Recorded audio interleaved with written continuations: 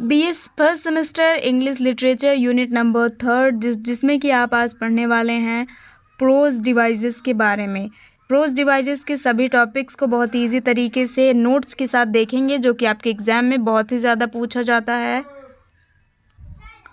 Pros के क्या devices होते हैं, यानी किन डिवाइसेस से मिलकर एक प्रोज बनता है, यही देखेंगे। सबसे पहला टॉपिक जो आता है वो होता है थीम। व्हाट इज़ थीम, ये आपके एग्जाम में क्वेश्चन आता है। तो थीम क्या होता है, थीम की डिफिनेशन कैसे लिखेंगे।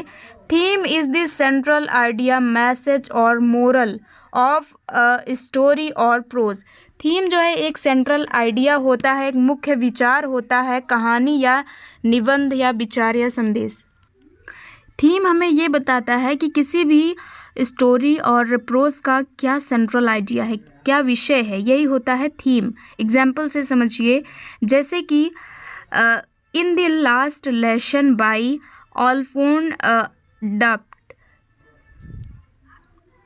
ये लेसन जो है आपने 12th क्लास में फर्स्ट लेसन इंग्लिश में पढ़ा होगा, द लास्ट लेसन, जिसमें कि जिसका थीम क्या था, लव फॉर लैंग्वेज।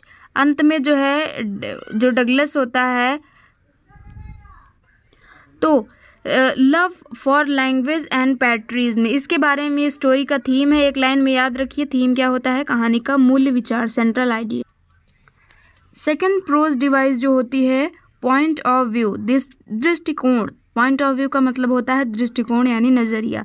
इसकी डिफिनेशन एग्जाम में आता है, what is point of view. तो point of view is the perspective for which a story is told. कहानी किसके नज़र से सुनाई जा रही है, यही होता है पॉइंट ऑफ व्यू। टाइप्स होते हैं कुछ, जैसे कि first person, narrator is a part of story, I saw the event. जैसे कि मान लीजिए नरेटर जो है, जो कहानी को लिख रहा है, वह अगर स्टोरी के बारे में बता रहा है कि मैंने उस घटना को देखा, तो ये फर्स्ट पर्सन हो जाएगा। जबकि सेकंड पर्सन जो होता है वो एड्रेस द रीडर, वो रीडर को एड्रेस करता है। You walk into the room, जैसे कि आप कोई कहानी पढ़ रहे हैं और राइटर आपसे कह रहा है कि आप इमेजिन करो कि आप वॉक कर रहे हो एक रूम में। और थर्ड पर्सन क्या होता है कि narrator is outside, he she they it. ना नरेटर है और ना आपसे इमेजिन करने के लिए कह रहा है, वो कोई थर्ड पर्सन के बारे में, थर्ड पर्सन के नज़रिए से, दृष्टिकोण से किसी बात को कह रहा है। तो एक लाइन में याद रखिए कि किसकी नज़र से कहानी सुनाई जा रही है, ये होता है point of view. Third prose device है इमेजरी। क्या होता है इमेजरी का मतलब कोई कल्पना, किसी चीज़ की आप कल्पना कर रहे हैं, सोच रहे हैं, वो होता है। और आपके माइंड में कोई एक चित्र, इमेज बन रही है, वही होता है कल्पना। जैसे कि डिफिनेशन देखिए, imagery is the use of words and phrases to. इमेजरी क्या होता है कि किसी वर्ड और ऐसे फ्रेज का यूज़ किया जा रहा है नरेटर के द्वारा, जिसे पढ़ने से to create a mental picture, जिसे पढ़ने से आपके दिमाग में कोई एक पिक्चर बन रही है, कोई एक इमेज बन रही है फॉर द रीडर, पाठक के मन में। जैसे आप कोई स्टोरी पढ़ रहे हैं तो पाठक के मन में दृश्य या अनुभव उभरने वाली भाषा, यही कहलाती है इमेजरी। वो भाषा जिसे आप पढ़ने से कोई दिमाग में कल्पना करते हैं या किसी चित्र के बारे में सोचते हैं।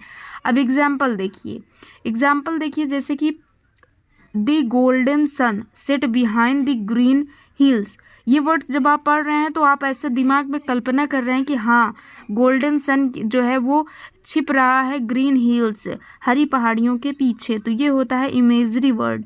अब जैसे कि इमेजरी होता है, तो इमेजरी जो है एक लाइन में याद रखिए कि कहानी में दृश्य बनाना, यही होता है इमेजरी। टॉपिक नंबर 4 आता है टोन एंड मूड, लहजा और वातावरण। टोन का मतलब होता है लहजा, लहजा किस लहजे से अपनी बात को नरेटर कह रहा है। मूड का मतलब होता है वातावरण, आप उस स्टोरी को पढ़ने के बाद आपका क्या मूड होता है, हैप्पी होते हैं, सैड होते हैं, ये होता है मूड।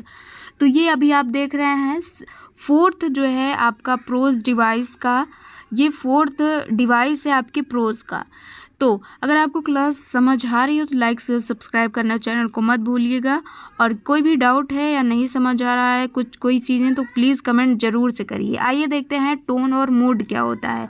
तो इसकी डिफिनेशन, व्हाट इज़ टोन, अगर एग्जाम में पूछा जाए तो आप डिफिनेशन लिखेंगे कि tone writers attitude toward the subject, लेखक का दृष्टिकोण या भाव क्या है ये बताता है टोन। राइटर का एटीट्यूड बताता है किसी विषय के बारे में राइटर किस दृष्टिकोण से उस चीज़ को हमें बता रहा है, ये होता है सब्जेक्ट के बारे में टोन। फिर आता है मूड क्या होता है। Emotional feeling create in the reader, जो रीडर जो है स्टोरी पढ़ने के बाद उसे जैसा जो उसमें भाव उत्पन्न होता है वही कहलाता है मूड। अब जैसे एग्जाम्पल समझिए, टोन क्या है, एक सीरियस, ह्यूमरस एंड किस तरीके से राइटर जो है अपनी कहानी कह रहा है, हास्यप्रद तरीके से या सीरियस गंभीर रूप से बता रहा है। मूड, आप किसी स्टोरी को पढ़ने के बाद सैड फील, कैसा आप जो है एक्सपीरियंस कर रहे हैं या कैसा फील कर रहे हैं, ये होता है मूड। अब शॉर्ट लाइन में आप याद रखिए कि टोन लेखक का भाव होता है, जबकि मूड जो है पाठक का अनुभव, जो रीड कर रहा है स्टोरी को उसका। इसके बाद आता है फिफ्थ टॉपिक, प्रोज डिवाइस। ये प्रोज डिवाइस जिसको कहते हैं एनालॉजी। क्वेश्चन आता है व्हाट इज एनालॉजी।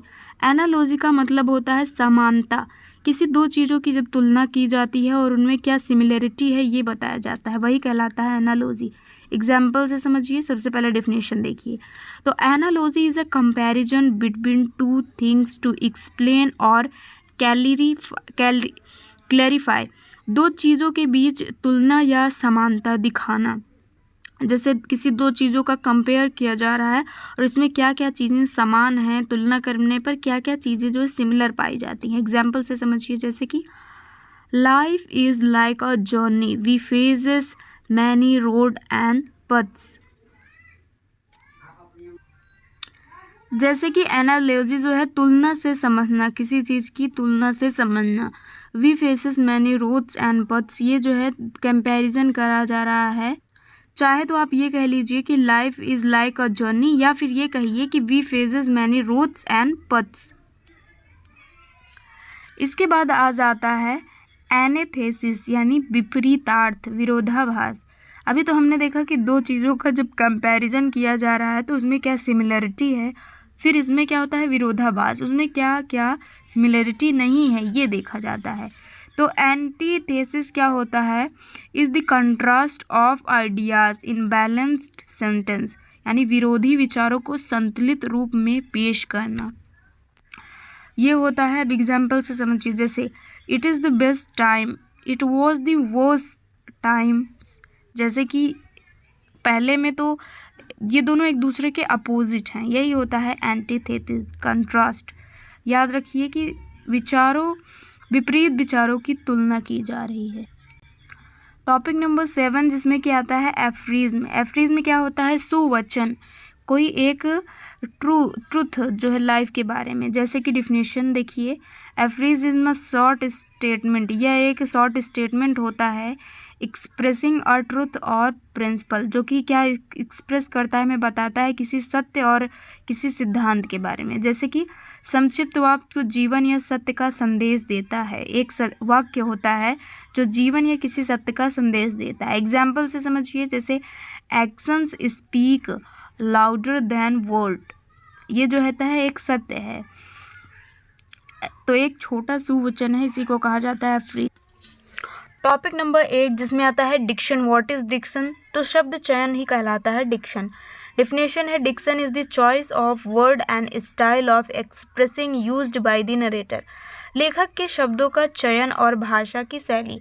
रेटर ने अपनी बात को कहने के लिए किन वोकैब यानी शब्दों का यूज़ किया है और किस भाषा शैली क्या है, तो ये कहलाता है diction is the choice of word and style of expression used by writer. अब एग्जाम्पल समझिए, जैसे कि एक होता है simple diction, the boy went home. एक होता है formal diction, the young gentleman proceed in the residence. Short line जैसे कि याद रखिए कि शब्दों का चयन और शैली ही कहलाता है। तो ये हुआ आपका यूनिट नंबर 3 के सभी टॉपिक्स।